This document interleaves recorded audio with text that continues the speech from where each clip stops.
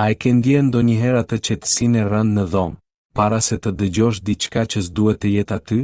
Sepse shumë njerëz thonë se kur dëgjon trokitje në monatën, nuk janë tubat, nuk është era.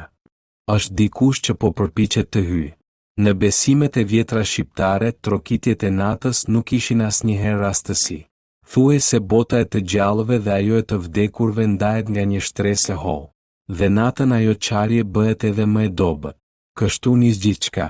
Së pari një trokitje e lehtë, gati si gisht, gati si një thirrje e heshtur. A je zgjuar? Disa injorojnë.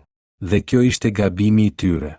Në fshatrat e lashtë, njerëzit thoshin se trokitjet nuk duhet të përgjigjesh kurrë, sepse nëse dëgjon 3 trokitje, janë frymë që kërkojnë hyrje në shtëpi. Nëse janë 4, po kërkojnë ty. Gjyshërit tanë tregonin se frymërat nuk mund të hyjnë pa leje. Ata trokasin derisa dikush nga brenda, qoftë edhe me një fjalë, të përgjigjet. Mjafton një kush është, një qa ishte ajo, dhe porta hapet jo fizikisht, por shpirtërisht. Ka një histori që ende rrëfehet me frikë në një fshat të Kukësit.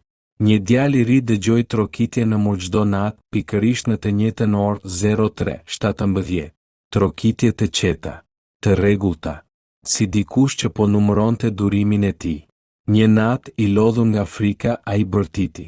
Kush është? Trokitjet ndaluan, dhe për disa sekonda.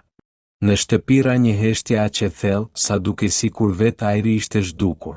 Pastaj ngadalë, dikush trokiti nga brenda murit, që prej asaj nate thuaj se djali nuk flinte më.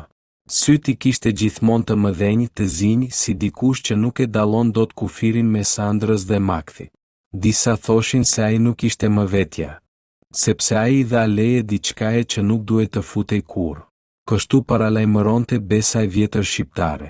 Nëse dëgjon trokitje natën, mos u afro, mos u përgjigj, mos e prano, sepse çdo trokitje nuk kërkon derën, kërkon shpirtin që e dëgjon.